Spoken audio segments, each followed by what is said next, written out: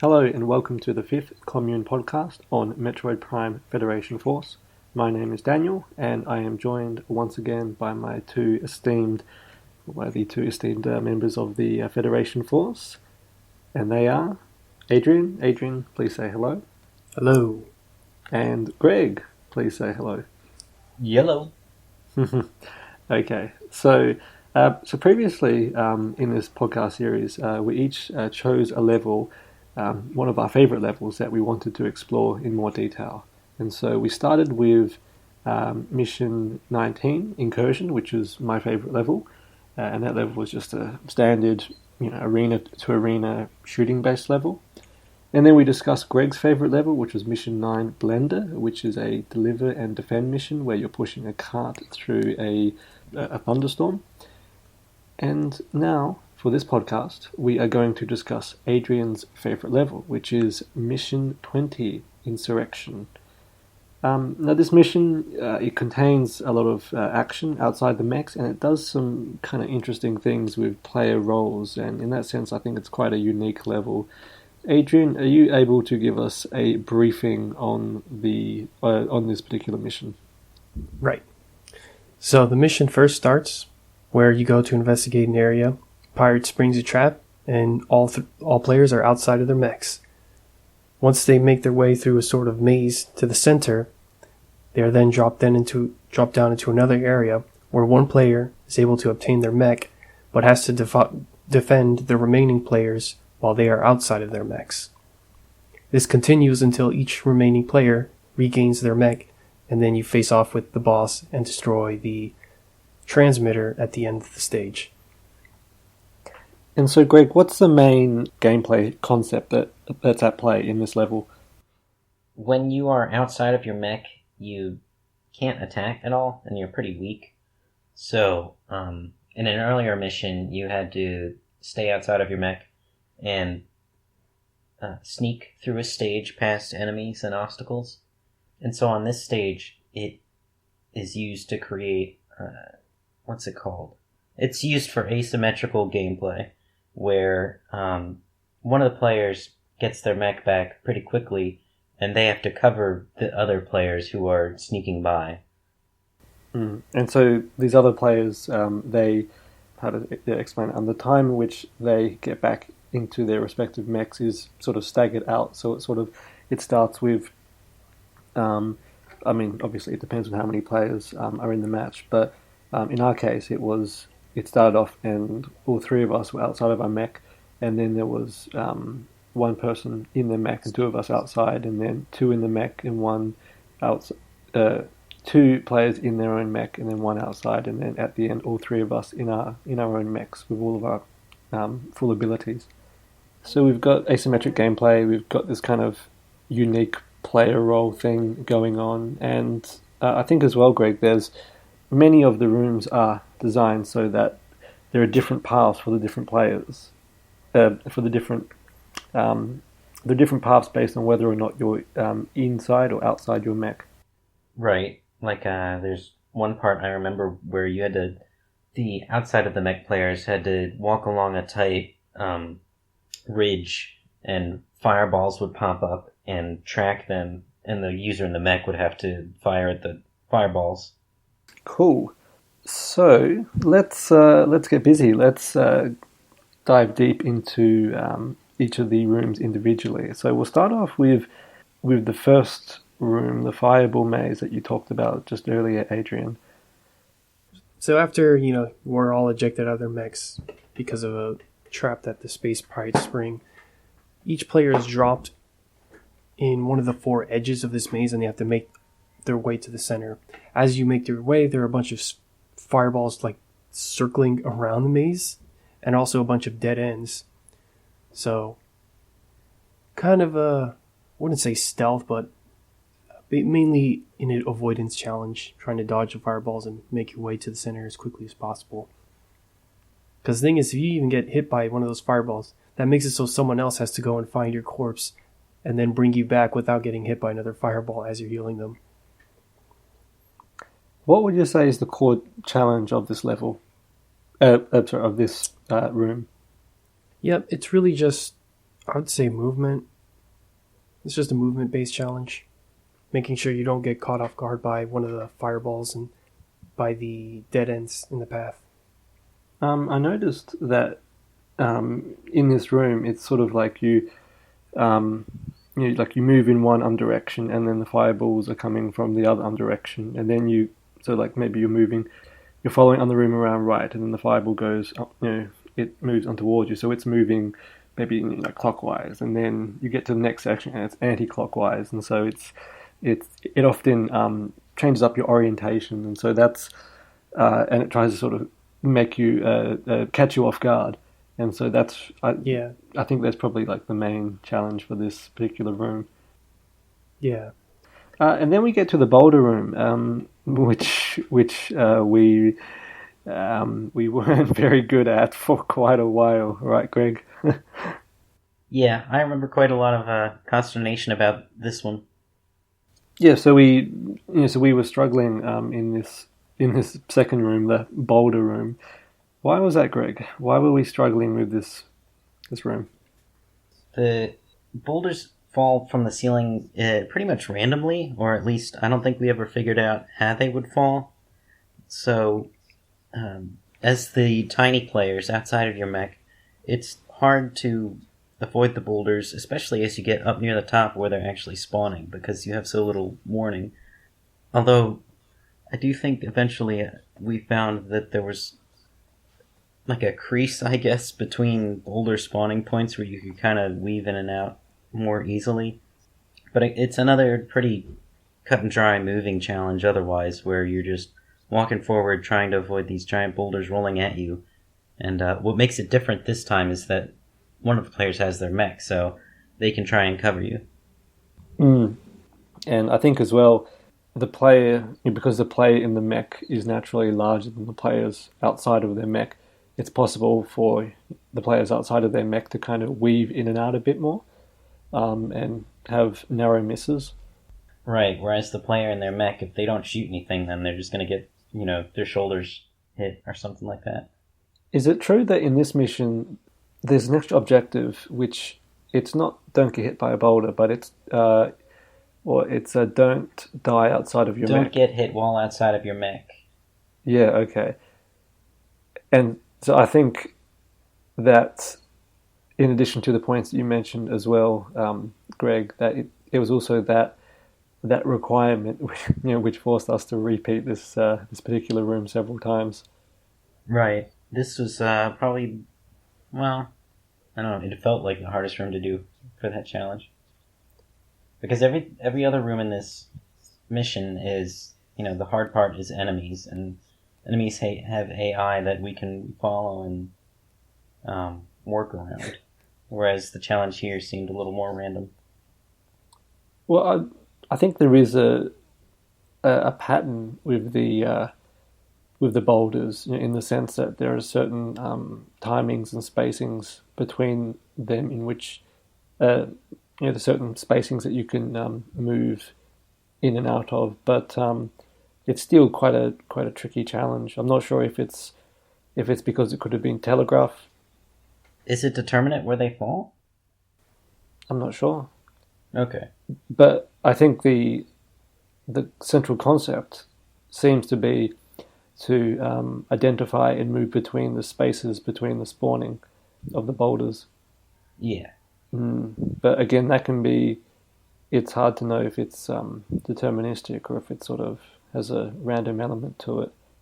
And the other thing is that you've got the shadows as well, and the shadows do cue the player in on when the boulders fall. But I tend to find that although that's really helpful, it's often you see the shadow too late.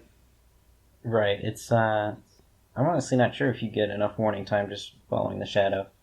That's not my experience, but yeah. Adrian, well, in our situation, you would often be the player who was inside the mech, and so you can also change the nature of the challenge a bit with your charge beam, right? Yeah, being the player in the mech, I'm able to destroy boulders, and because boulders, there is an amount of time that it takes for boulders to stop. So if you see a boulder fall in one lane, you can blow it up with full confidence knowing that it's going to be a few seconds before another one falls in that same lane. Just because you destroy it, another one doesn't immediately fall because, the boulder's gone, so we can put in another boulder there. It's not some, like, original Metroid, I killed the Zoomer, so another, or not Zoomers. What are the names of those enemies called? Not Screes. But anyways, the point is that there's a certain timer upon the boulder being destroyed before it lets out another boulder.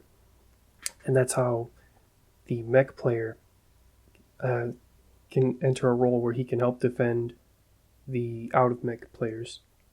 And then, of course, he has to go in and deal with the same challenge of trying to weave between the boulders, shooting whichever ones he can.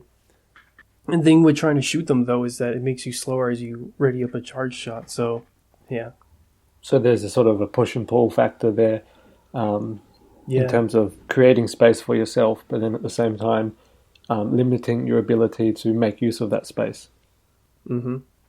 What I would try to do is move fast. That's the thing, is the shoulder thing is the thing that would get me the most, because this is a section that I failed just as much in. It was just as likely for me to fail in this section as the ones that would come later, because those boulders are lethal. I think even on the easiest settings, they're pretty much one-hit kills. Which means that the out-of-mech players have to get the additional challenge of having to go back into the boulder alley and repair the mech player without getting crushed themselves. The three of us, we have a video in the background that we're sort of using as a reference, and it's of a single-player playthrough, and it's quite funny in using this video as a reference. We can sort of see some of the differences between single and multiplayer. And a huge difference is that the player gets inside their mech really early.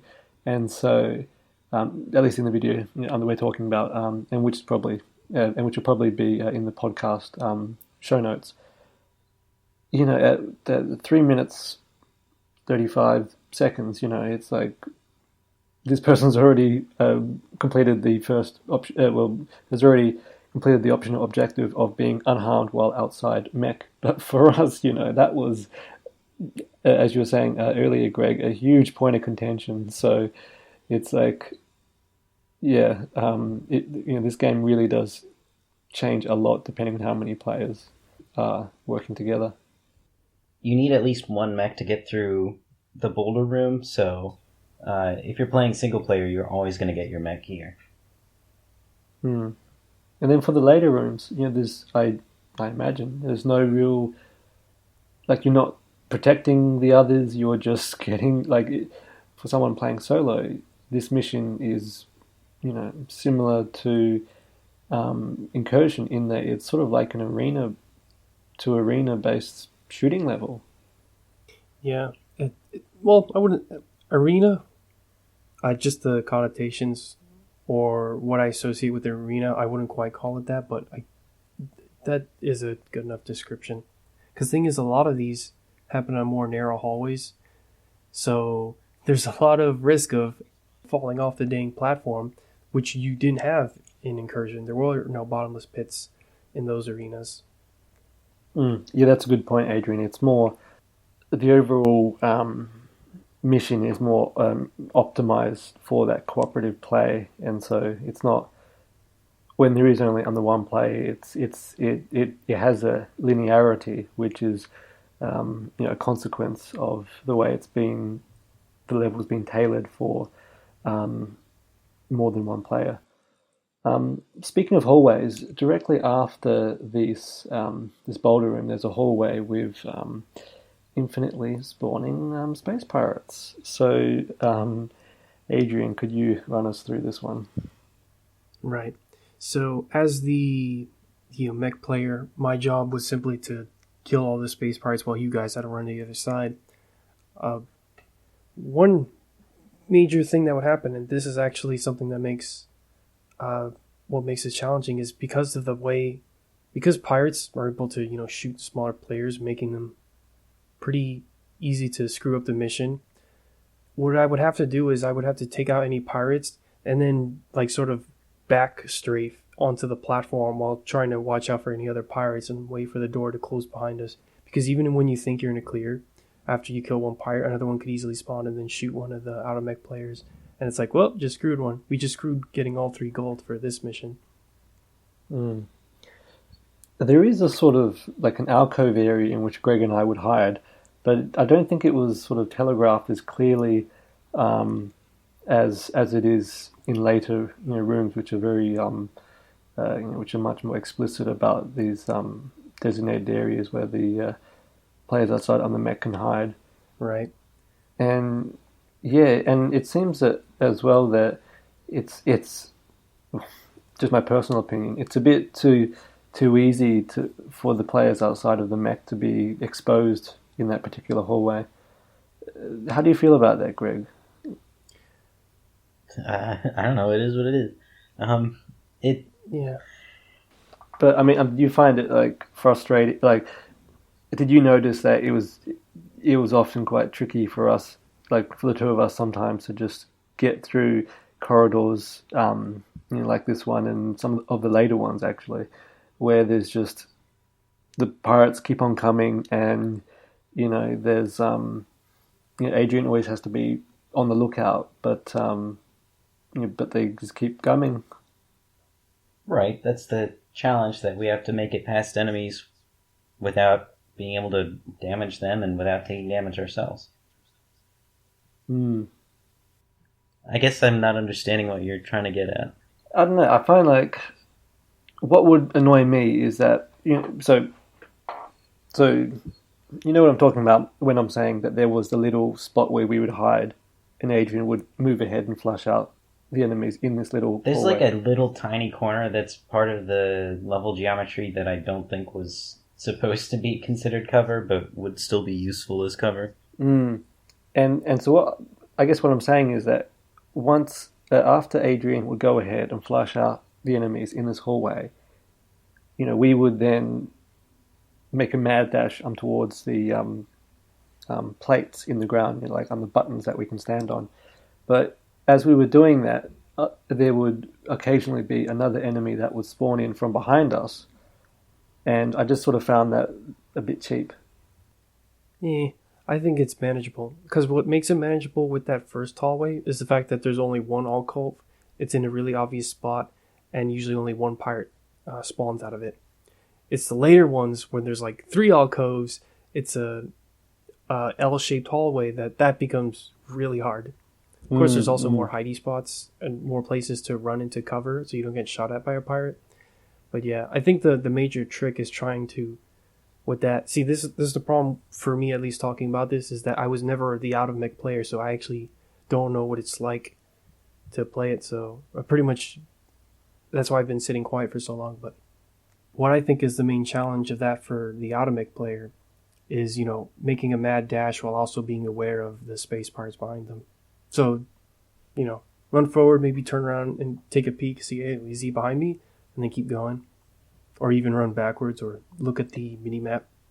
But I don't feel that it's a very elegant way of responding to the challenge, if that makes sense. Like, trying to run forward but see behind you as well at the same time. Like, the way the mechanics are set up, it doesn't really support it. I mean, but at the same time, I agree with you, Adrian. I think I'm getting a bit ahead of myself, and this, what we're talking about, becomes a bit more of an issue in the second hallway. So I think we'll leave this bit on for now, and we'll return to this topic, in just a bit.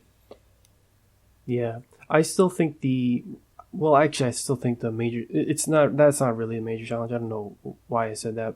Because it should be that the mech player tries to defend the auto-mech players as best they can. They take the distraction and keep the pirates away. Then they make the way onto the button for themselves while fending off whatever other pirates, are coming into that room. Until you step on the pad and close them out. It's a lot of conversation for a small hallway. We're really digging deep here, which is great. So then we get to, I guess, the first larger room, which has a split route to it. And there's quite a lot going on in this room. Greg, can you walk us through it?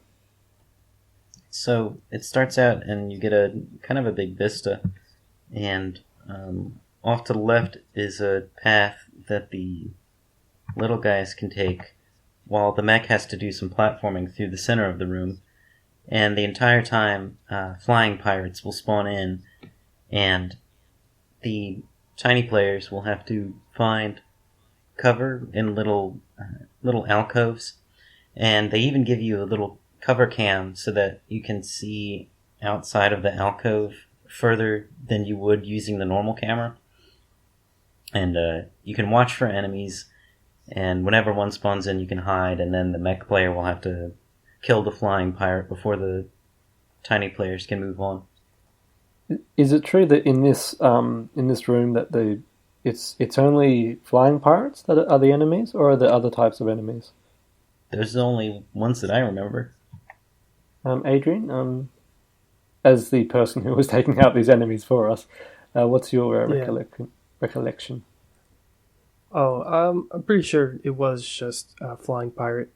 That's why I nicknamed it the Flying Pirate Room. I actually consider this room to be one of the most challenging in the level, because the enemies after that, they're not so bad. It's really the bottomless pit and the fact that you have to deal with such a small amount of space that makes it so difficult. I think it makes sense that they would only be flying pirates because you have the two sets of players, the non-mech and the mech players, on entirely different paths. So, in order to have an enemy that is A, attacking the out-of-mech players, and B, attackable by the mech player, you have to have someone who can not be on a path at all, which would be a flying pirate. Right. So, what I was getting at with the flying pirate is the thing that makes it most challenging are the bottomless pits, because the flying pirates have the ability to shoot missiles, and one of the main ways you can dodge missiles is by sidestepping out of the way. But because the space is so narrow, on occasions, I've accidentally sidestepped my way off the platform and into the abyss. So, it does bring out actually having to shoot out the missiles that the flying pirates shoot. So, that's a cool thing in this room. It also brings out you having to manage, multiple flying pirates that aren't actually flying near each other. So that's a different type of aiming challenges where you have targets that are actually outside of your viewing range. So you have to manage between them and sort of like manage multiple timers, which is one of the reasons why you don't. This is another level that stresses you not always relying on using a fully charged shot, because if you do, another pirate, out off to your side can peck you. So that's why partial charge shots are actually super useful, especially because, it's enough to stun them. So you just keep stunning each of the flying pirates until, they blow up. And of course, managing whatever missiles they do manage to get off on you.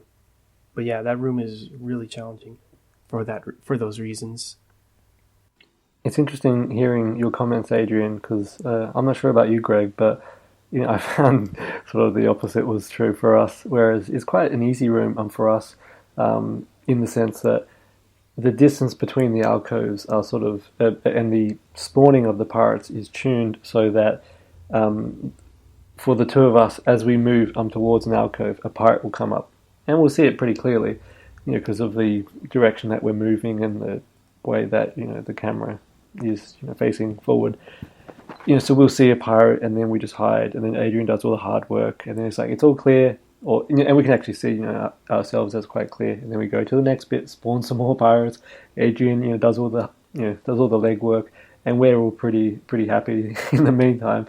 So the power distribution is really, or rather the responsibility is all put in Adrian's hands, and we're just there, we're just along for the ride. Yeah. To compare it to the last room, the corridor, you thought it a little cheap that there was no safe spot to hide in once you got to the end, and that we had no safe way of escaping the pirate's fire until the door was unlocked. And this room is quite the opposite, where it's all about explicitly safe zones, and even the timing between safe zones is pre-baked so that you can run from one to the next safely, and there's no ambiguity about how to be safe. Yeah, that's a great point, because I think that this room that we're currently talking about, the with the two routes, so that room is a more restricted challenge in terms of the out of mech players hiding in alcoves, whereas the first challenge in the corridor is more, more open ended, more organic, and less explicit, less tuned and pre baked, as you say. So I think it's probably better to have a highly explicit challenge where there's where it's more focused, and where the players have the opportunity to pick up on this aspect of the gameplay first, and then apply it to a more freer challenge. I think that would have perhaps been a better sequence, but it's not too much of an issue, I guess.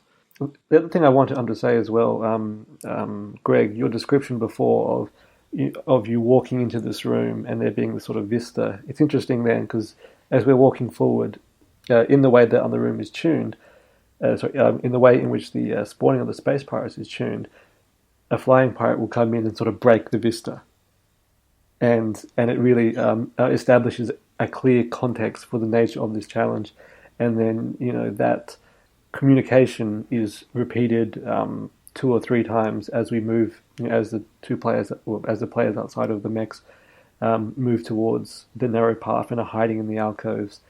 And then when they're in the alcoves, as you said, they sort of have the alcove cam, which is a sort of semi Metal Gear Solid, back to the wall sort of camera. Yeah, it's that when you're outside of the mech and you get close to the corner of a wall, but you're still covered by the wall, the camera leans out from the wall a little bit so that the center is not. The center doesn't focus on the wall itself. Cool. Okay.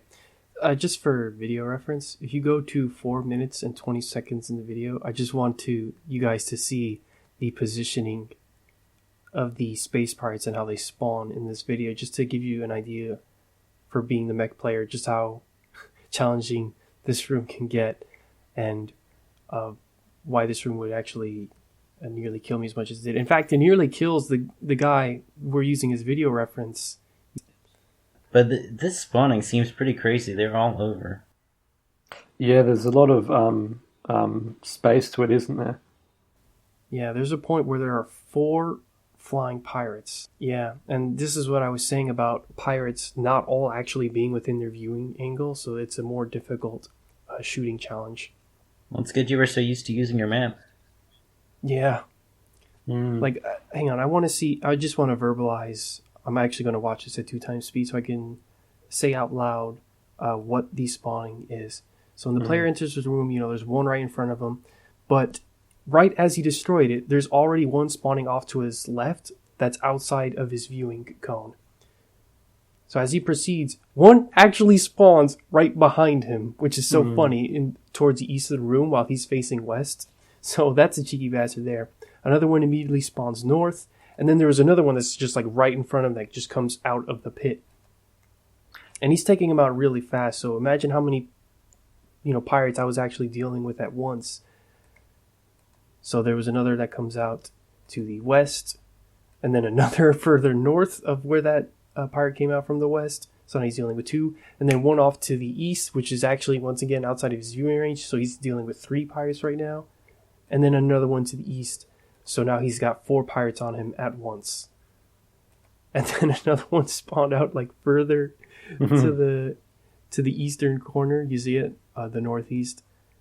So yeah, and then even another one again from the northeast. So this room is pretty nuts. I can't state enough that how challenging this room actually is to do. I encourage you both to actually try it out for yourselves.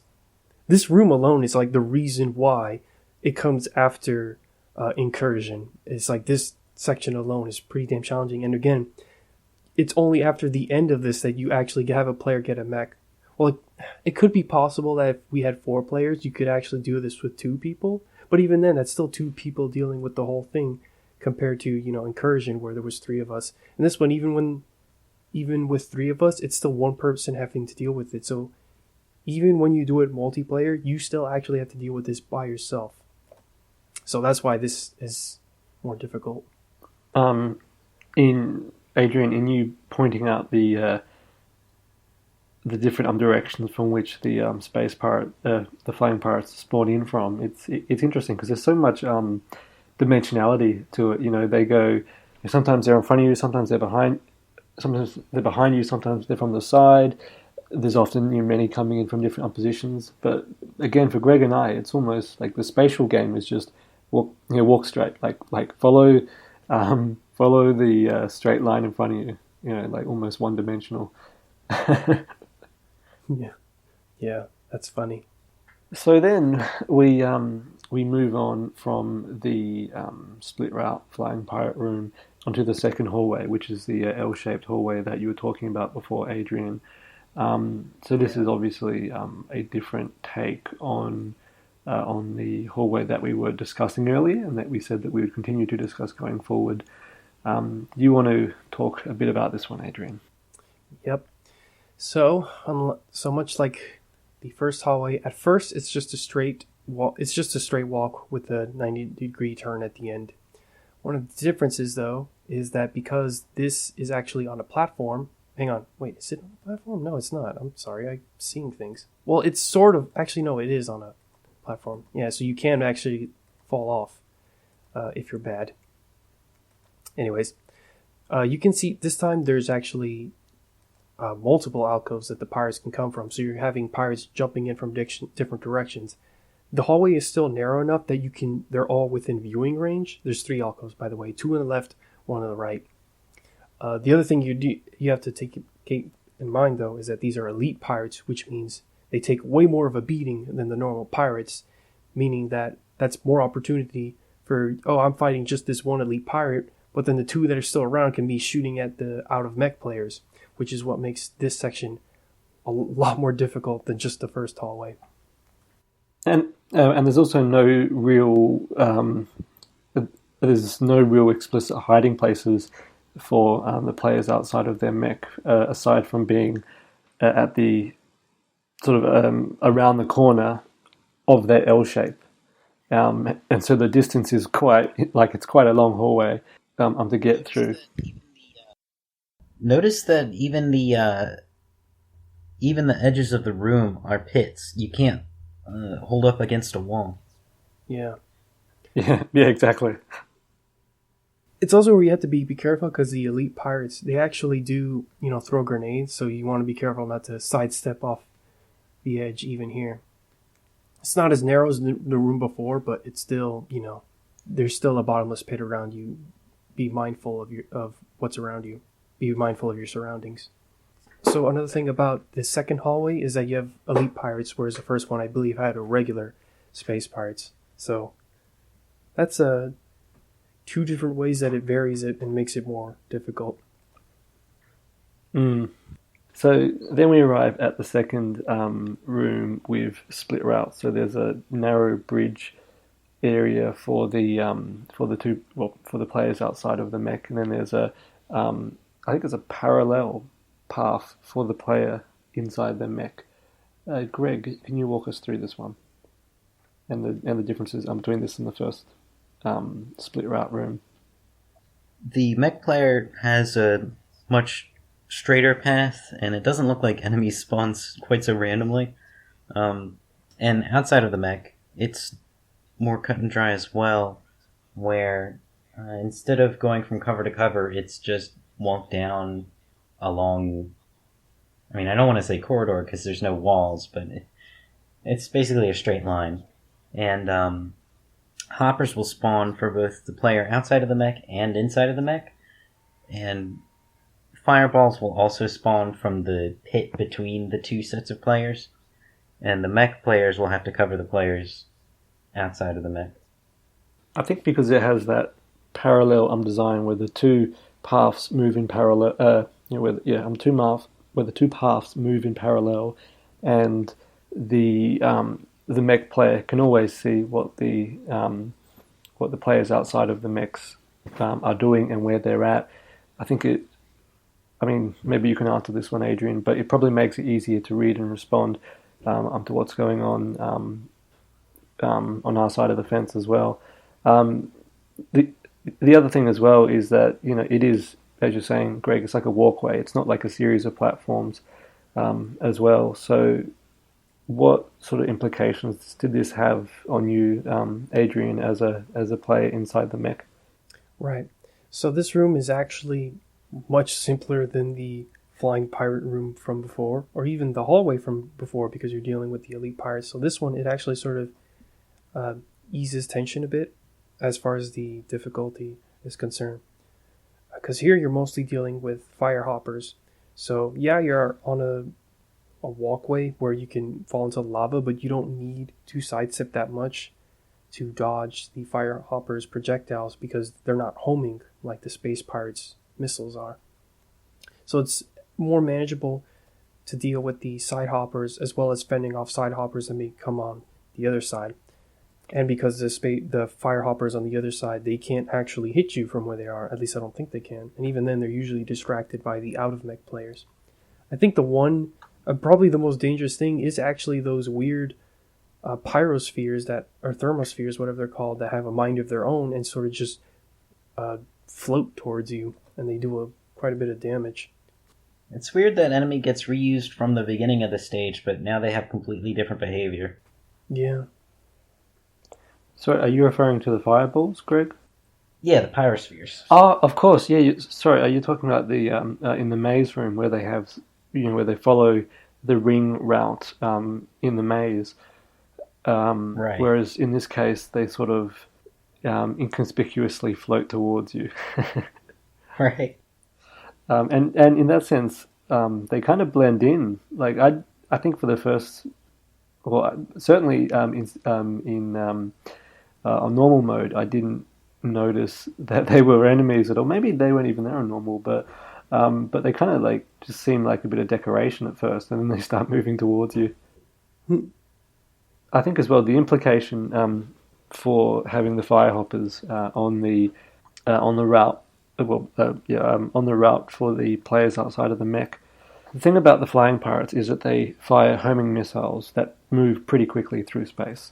And so, as a player outside of the mech on a pretty narrow area, like you can't really avoid them. But with the firehoppers, their main form of attack is this sort of grenade that they throw forwards, and so again, it's really just about engaging with this one-dimensional space where they'll fire a grenade.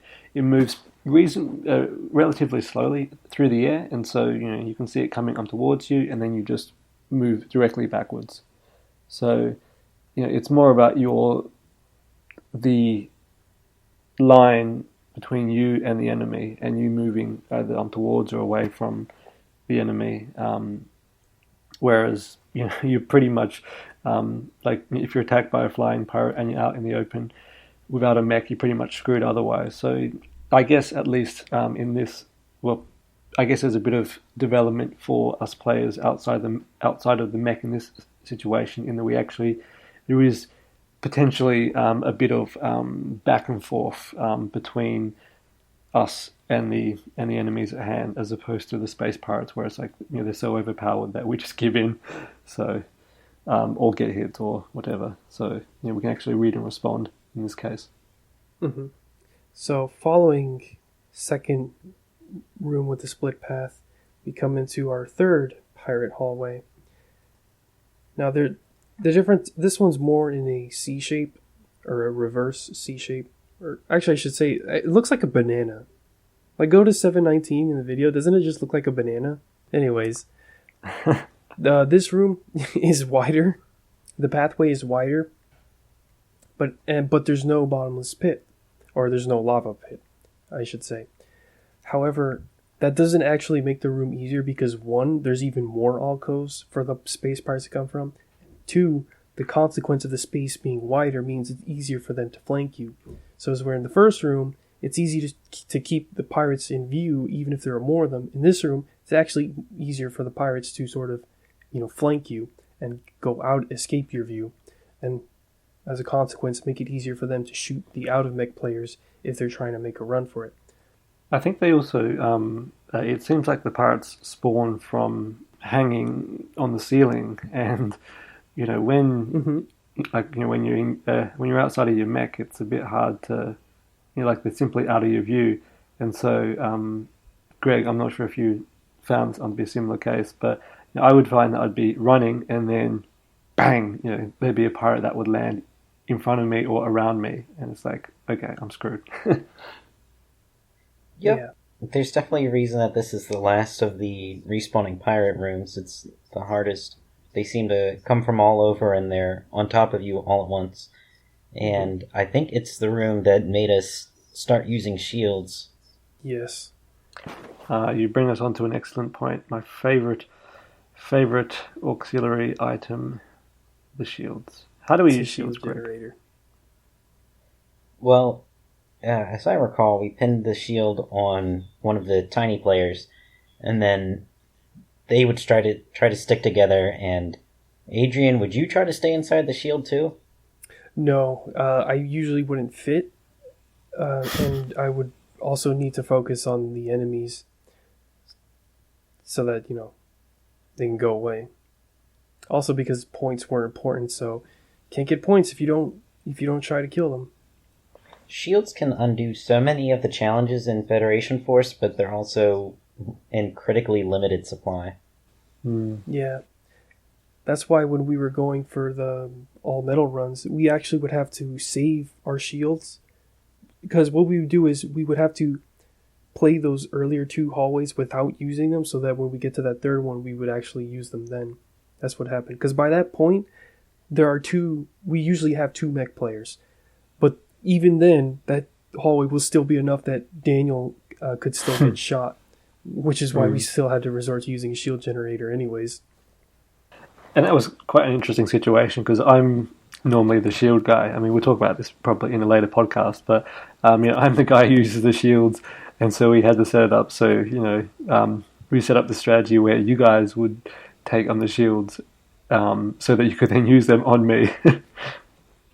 Yeah. We would go back and forth, actually, between you and Greg being the third player, because, whoever gets to be second and third actually depends on whoever enters the lobby. So I think you both have had an opportunity to be the last one to get their mech. It's also the fact that any tiny player can enter any mech, although the mech will have whatever that player chose at the beginning of the mission. So, like, if Daniel chose the shields at the beginning of the mission, and I took Daniel's mech, I would get Daniel's shields. Yeah, but that'd be kind of gross, wouldn't it? you being in my mech. How good, man. Yeah, that was a bad joke. Actually, but that's really cool. We actually realized that at the time, didn't we? It's like, oh, that mech's a different color to my color, and then you jump in. It's like, what? Why do I have Daniel's items? So that's a really neat attribute that it makes logical sense, right? Well, the fact that your mechs are distributed as they are kind of doesn't make a lot of sense, right? It's obviously, it doesn't fit into much of a fiction. It's just there because it's, tuned for the challenge. But, it's neat in that, those mechs are someone's mech, and the items are tied to the mech and not the character, which is much more logical.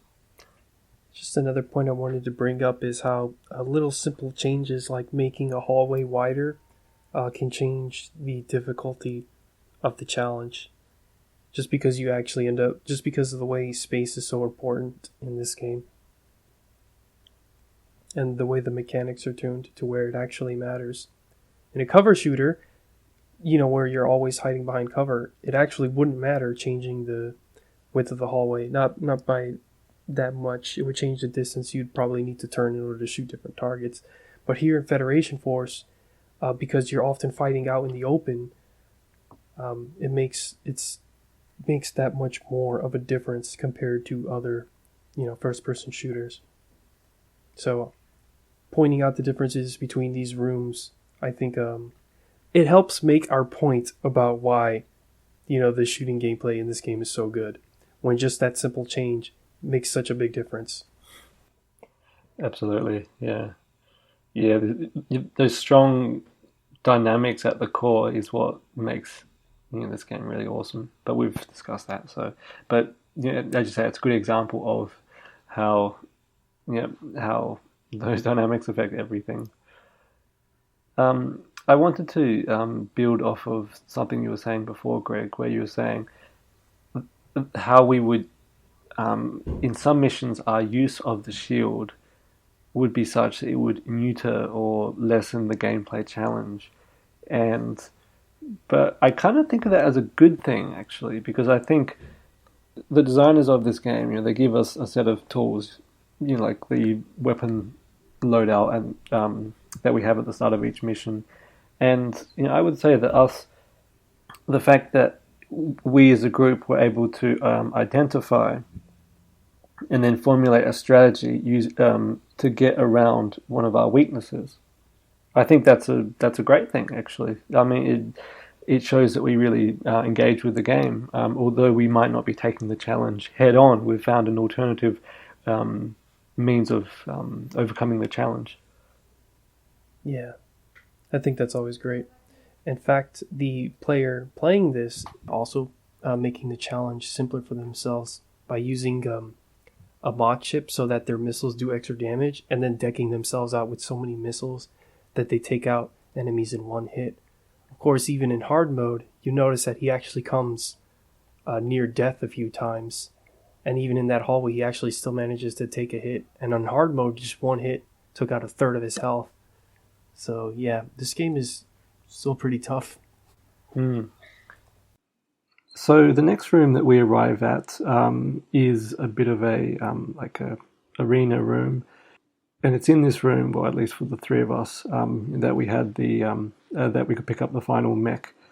So what we have in this arena room is we actually first have a bit of a pit stop where the player can pick up some weapon drops from some of the pots that are scattered around here, and then that leads into this final section, which is like an arena or like a pool. Like if you imagine a drained backyard swimming pool, and the player outside of the mech, they have to move around the sort of the rim or the outside of the pool along the raised platform that arcs around.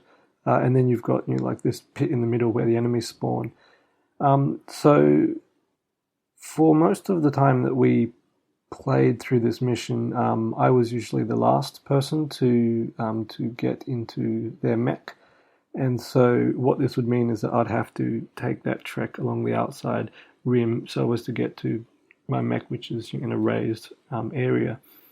And there are two sort of alcoves along this raised sort of balcony. And as you're walking past them, space pirates will just sort of spawn on top of you, and so you're very, very vulnerable in this position because there's you're outside of the mech and there's pirates that are very close to you, and that I think, at least based on my own experience, they tend to focus their attacks on you if you don't run straight past them. So it took us a few tries, but eventually we figured out that you just have to run straight past them and then get back into your mech. And I thought it was a bit set up a little bit of trial and error in that sense, at least if you were going for all three medals, because it's so easy to get hit because the pirates are so close to you. More so, like if we think of the other rooms, the enemies are mostly separate from the players outside of their mostly separate from the players who are outside of their mechs, except for the firehoppers, but they have pretty predictable patterns. But with the space pirates, they're much more intelligent, and so there's a lot of there's a high chance in this room that you can mess up that extra objective. But otherwise, once you get into the mech, and all of the players, back in their mechs, it becomes like similar to Incursion in that it's just like an arena-based shooter. And so, Adrian, did you want to run us through this part, the actual, I guess you'd say, the inside of the pool? Right. So, as a single player, you actually can start taking out enemies without having to enter the pit. It's certainly helpful for taking out the space pirates that get in the way of the out-of-mech player. Because usually Greg and I were both in our mechs at this point, I think Greg would usually be the one to go down, or I would be the go down. One of us would hang up top and defend the other player, while the one in the pit does the best they can to take on the enemies in there. Another big deal about this part with the pit, which is why you want all three players as fast as you can, is there's a boss in here. It's our good old friend Colossan. But unlike in Blender, which we covered last time, Colossan's not by himself. He is mixed in with the space pirates, and both varieties of space pirates, the elite pirates and the elite troopers. So got a good mix of enemies in there, and that's what makes this encounter, so difficult. In the notes that we took, I put that there's a truckload of elites, elites and troopers. Mm-hmm. Like there really is just heaps of pirates in this case. Yeah. And one of the tactics that that I would do is I would with my loadout I would equip a few of the ice of the freeze beams so that you can just quickly freeze a pirate, charge shot, and then shatter them, just so that you can kind of control the chaos. And that's a tactic that we would often use for those more dense confrontations where there's a lot of enemies coming in at once. Yeah, it's also where tucking away yourself into the corner isn't actually that effective. One, because of Colossan, he doesn't take hit stuns, so if you're in the direction where he throws his little grenades, you better hightail it out of there. It's also the mix of troopers and pirates where, troopers are just going to run at you, so they love nothing more than a sitting duck, just waiting to get stabbed. So, in this arena, especially, without any cover at all, you're going to be moving around a lot, and it's, to me, a clear reason why they set this up at the end of the level, and also why it's set up at this late into the game, because this scenario doesn't actually happen in the mission you picked, which is the mission right before this, which is Incursion.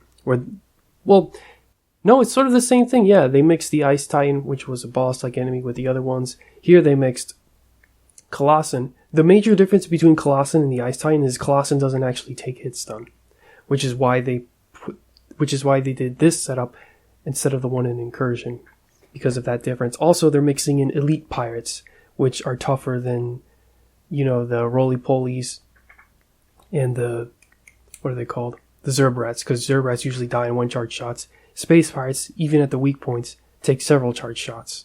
Yeah, especially elites. Yeah, also the fact that Space Pirate AI is more complicated because the fact that the elites do, move around straight and try to dodge you, and they also have various attacks. The other reason is that this arena is actually much smaller, and you can't do what you could in Incursion, where you could hop on top of the pillars and find yourself in a nice safe zone, because the other enemies alongside with the Ice Titan are all melee type enemies. Here you have a mix of projectile and melee, one of them being the boss. It really is it kind of reminds me in a way of the multiplayer in like New Super Mario Brothers, in that series, where they sort of have. In this case, it's more of an open environment, and as you were saying, there's not really many places to hide, and so it's up to the players to work together so as to cover each other's backs, and so it just allows sort of that element of the player dynamics to come into focus a bit more. Although I think for us, I don't think we had a particularly conscious strategy in that sense for this particular confrontation. We just sort of tried to shoot better, and like we didn't really do like a back-to-back sort of situation or anything like that.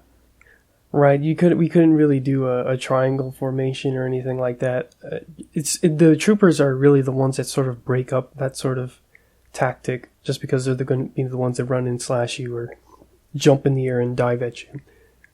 Mm. Also, the Colossan's little grenade lob, you can't actually. I don't think you can actually shoot that out of the air, so that's another way where it forces you to break up.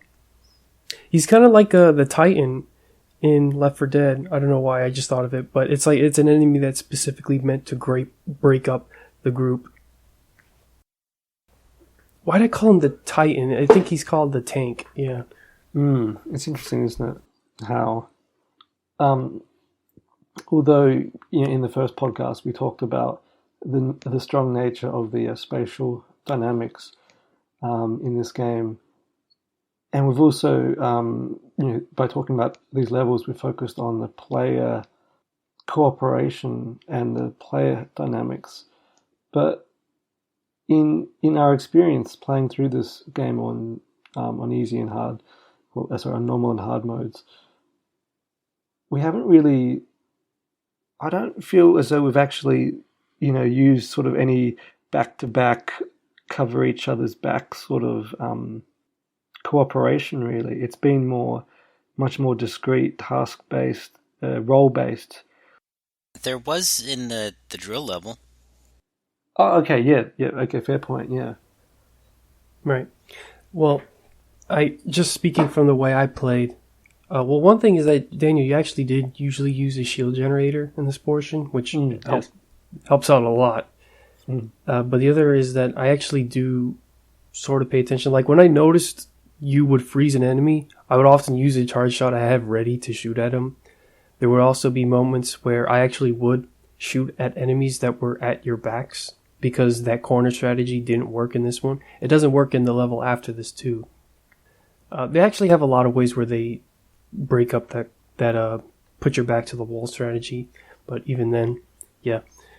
I guess because there are those elements that are they're there to break up our movements. It's sort of the tactics that you were describing, are just tactics. They're us sort of reacting to what's happening within the in the moment to moment gameplay, as opposed to having a strategy that pertains to us having particular formations within open space. I mean, I'm not sure if I'm sort of labouring the point here, but it just kind of occurred to me that at one point in the campaign, we sort of talked about, covering each other's backs, but then it kind of quickly became something else. It kind of got lost in the breeze. I'd have to review the footage of us, playing, but I don't know. I just felt like we did hit a point where we had to sort of be more aware of the other ones, because I remember one thing that happened as we were going for high score runs, or even just during the main campaign, is that one of us would accidentally jump in front of someone else, and then we'd load off a charge shot into each other's backs, and it's like, well, crap, I just wasted a charge shot because I shot Greg with it. Or something would happen where we would both fire a charge shot at the same enemy, basically one of us wasting a shot. So I actually became far more aware of that as we progressed through the game and progressed through our completion of the gold and platinum medals. Same thing with using the minimap a whole lot more. If you mean appreciating subtleties of playing around in the same space and making sure that we focused on enemies intelligently and didn't get in each other's way, then yeah, I think it's only natural. Because I didn't always have to verbalize that, oh, hey, Daniel, there's an enemy at your back. I would actually usually just shoot it for him so he doesn't get stabbed in the back. That's actually the most prevalent in the room that comes up next, where you guys would both go after the transmitter device, and I would just stick to taking out anything that would get cheeky and try to hit you while you weren't looking at them. Right here we need that image from Richard's blog of the squeeze, and I think that's what you're talking about. That as the game gets difficult, you appreciate its nuances more and more. And especially when, in a multiplayer game, those nuances are going to be so rich because a lot of the nuances are just in us. Yeah. I think another self-imposed challenge we could do is we could try to play this mission, but we can't take any shield generators. See how that goes. I remember there were definitely a lot of parts where it was critical, like in that part. I had to play the upper part outside of the mech once, and I only did it with a shield. Yeah, I think actually that became a strategy in the end because it was just too much left up to chance, and so again, as I said earlier, we'd sometimes use the shield as a way to mitigate parts of the challenge that we felt we couldn't respond well to, or that may be unfair, or maybe a bit of a bump in the design, or something that hadn't registered for us. So, and that was an example of that. Right. I think we could totally get that mission, though, without shield generators. Take away the crutches and go buster only. We could definitely do it. The other thing I was going to say to add to your earlier comments, Adrian, is that, because of my role primarily being outside of the mech for the first half of this confrontation, I'm not really sure about the distribution of enemies for that first half. But I know that as this particular confrontation rolls on, that a number of the space pirates spawn within the little doorway at the bottom of the pool, and so that kind of allows us to keep the enemies, to better anticipate their entry into the environment, and to also sort of create a bottleneck, like to use that bottleneck in the environment to predictably clear off some of the challenge. Yeah. Something that I do like about Federation Force, the spawn points are obvious, but I actually think that helps to the challenge that where they're coming from, especially in scenarios like here, where you're dealing with so many enemies at once. It helps that you know where they're coming from, so they can never get the jump on you where it's like, hey, I just finished clearing out these 3 enemies, but then just one just hit me in the back that wasn't even here earlier. It's like, no, you know where they're coming from, so you can deal with it. I thought part of your point earlier with this mission was that there are times when I think both you and Daniel had spoken to this, that there are times in this mission where you really can't tell where enemies are going to spawn from, like especially the flying pirate section. Oh, no, you can tell where they're coming from because, one, you can hear them. To me, what I was getting at was the main challenge is that it's a different shooting challenge when not everything that you have to shoot at is within your view. So that's what I was getting at with that, and that it's a much harder shooting challenge because you have to keep doing a near 180 every time versus slightly adjusting like maybe 10 degrees or something to shoot the next pirate that's right next to you. That's a different shooting challenge and a more difficult one where you need to aim farther in order to hit targets. Things are harder to shoot at when they're farther apart from each other in terms of orientation. There we go. That's a simple way to put it. And that's what I was getting at with that. Okay. So that having to bring something into your view is distinct from not knowing it's there from at all. Right. And there's the other 2 points I made earlier about you can, one, hear the space pirates because they're pretty loud. But space pirates like to scream a lot, so that's fun. Also, they made that noise whenever they fire their missiles. So just hearing that, I'm like, oh, missiles, time to shoot them out of the air. Even when I'm not directly looking at them, which is another way that's really helpful in dealing with that section, is using those audio cues. The other is that they do appear on the minimap, and one of the things that I got more accustomed to over time was actually glancing down at the minimap below just so that nothing surprises me from behind. So you have enough information to know that they're there. It's not going to just spawn out from behind you and then hit you just like that. And because this section is more closed off, but the spawn points are more obvious, you have enough information to keep that from happening, so a trooper doesn't just jump in and then slash you right as he got in. That's really more your fault if that happens, because you know where they're coming from. And again, they also make a lot of noise. And you have the mini-map.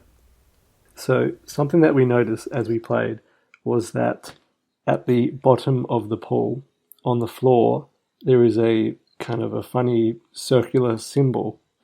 And we realized that that symbol appears to be the map of the first room of this level, which is you remember, which is the fireball maze. Wait, let me see this. Oh yeah, is it? Oh yeah, it is. Yeah, it's I pretty. think so. Like, it's really neat. Like, they actually use the level design from a room earlier on as part of the decoration later on, which is really clever. I wonder if they do that any other times in the game. But anyway, so then we get on to the transfer device room, and we've talked about this before in the level that I chose, which was Incursion, so 2 podcasts ago, and I remember that when we talked about this particular room in Incursion, I mentioned that it's in these later missions it sort of becomes a like a regular occurrence, being a final room for the last few missions. And what it is you've got this this shaft in the middle. You've got these targets, these yellow targets that are moving up and down. You've got a ring that is also moving up and down at a slower speed.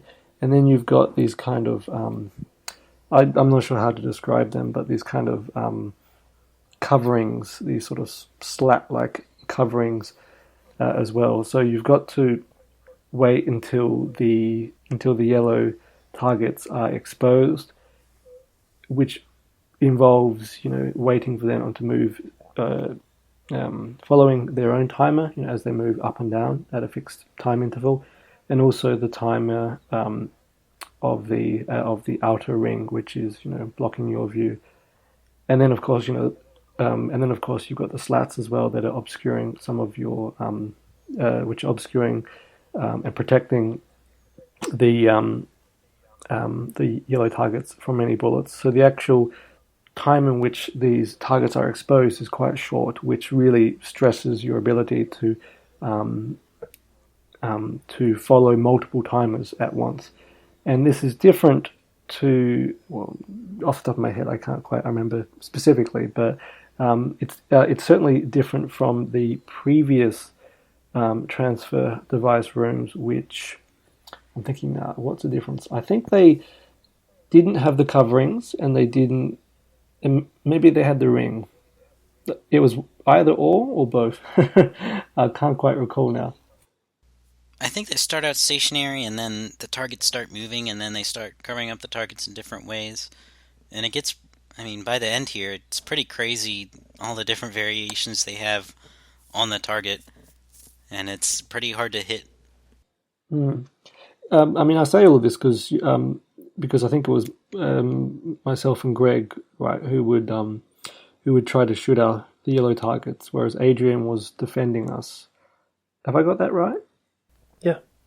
So so what was this room like for you guys then? Well, I would just try to stay away from enemies and try to make sure I was positioned opposite from everyone else, so that you don't need 2 guys shooting at the same target. So I would try to cover a unique space on the cylinder. So that would mean that you'd have to keep an eye on the map as well. So I guess I'm trying to get to a point here, which is our view is fixated on the transfer device, and we use the gyro to adjust our aim and to target the target on the yellow targets. But our viewpoint is fixed, and that has implications for how we engage with this challenge. I guess I should have been looking at the map, but usually Adrian would just cover me, so... Yeah. Just doing my job. I guess as well is like, I mean, so I didn't actually look at the map either, really. But I think going into the room, would it be fair to say that, Greg, you'd say go west and I'd go east, and we'd just kind of follow the flow. Yeah, clockwise or however we decided to go. Mm. So just an interesting note, watching this in single player, if you're further towards the back while shooting at them, you can actually still get a glimpse of the troopers that are in front of you, just barely at the bottom of the screen where you can see, their heads. So, it's still doable. It's doable even in single player, as far as like keeping them in view. Anyways, we actually have our notes from the previous mission, and what we wrote was that the one in Incursion was it was no ring, there was stationary yellow targets, and there were no slats. And here, the yellow targets move up and down. There's this ring that's also moving up and down, and you have these slats that block portions of where the yellow targets would move vertically. As for the enemies in the room, they actually ease up the tension with the enemies a bit to where there's mostly... Because really, when you think of what's the hardest part of the level, it's actually the room prior, but here they ease up a bit, and you're dealing with the more basic pirates and troopers. There's still some elite troopers around, but they're in much fewer numbers compared to the previous room. It's your denouement that Greg likes to say. I'm just to try and build off what you're saying, Adrian. I'm just watching the video for the next mission, mission 21, which I think is the last mission, actually, isn't it? Well, second to last.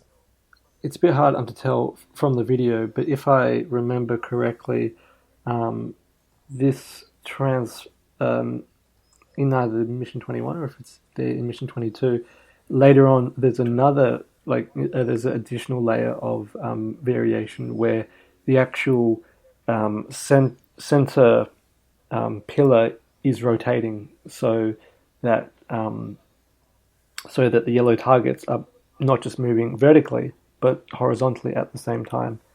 So you've got to take into account that extra factor. The transfer device is only in the last batch of 3 missions, 19, 20, 21. 22 is when you're in the Doom ship itself. There's no need for a transfer device. And you've got to take on the Master Brain, which is actually a sort of a similar challenge, although it's much simpler and there's more enemies. There's more of a focus on the enemies around you, and the brain doesn't put up much of a fight in terms of targeting specific parts of its body. So that just about wraps up Mission 20 Incursion, which should make this a decently long podcast. Yes. So I guess a conclusion that we, a way that we could summarize this this level is to say that there are the main idea is about the different types of player the different types of player roles that are created when certain players are inside the mech and other players are not inside their mech, and this idea is only done in this level. The level overall is a series of larger rooms and hallways, which are kind of like sort of their own distinct ideas, and throughout on the level, each of these two types of challenges has its own form of variation, and for the larger arenas, that form of variation primarily comes in the way in which in what enemies are present, whether they be flying pirates, hoppers, or in the final swimming pool arena, just regular pirates.